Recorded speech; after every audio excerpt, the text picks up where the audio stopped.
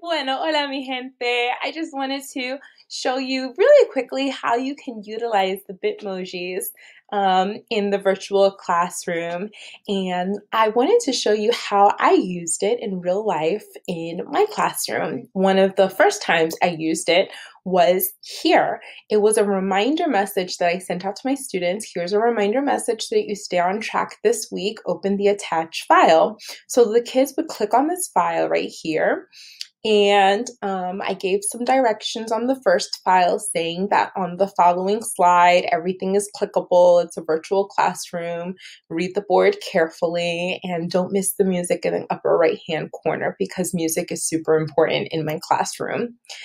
The reminders. So I hyperlinked the reminders for the week. These were all of the assignments and things that I wanted them to pay attention to for the week. So they had a project due. They had a Flipgrid project.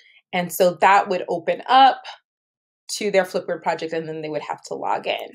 They had to submit their Google form. So their Google form is kind of like their weekly assessment form. I call it an attendance form sometimes. And then it had like their questions and stuff like that, stuff to translate, etc., etc.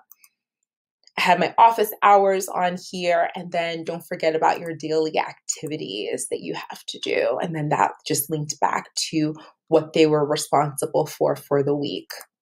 All right, and so I also put a family tree on here because family was the unit that we were studying that week. And then last but not least, I put my favorite part, which is the music. And this is the YouTube playlist that I have for the class. And I just put a whole bunch of songs on here that I just thought that the kids might like. And I didn't do this for this purpose. I'm not like some super teacher where I'm like, oh, just for this purpose, I'm going to put 45 songs together.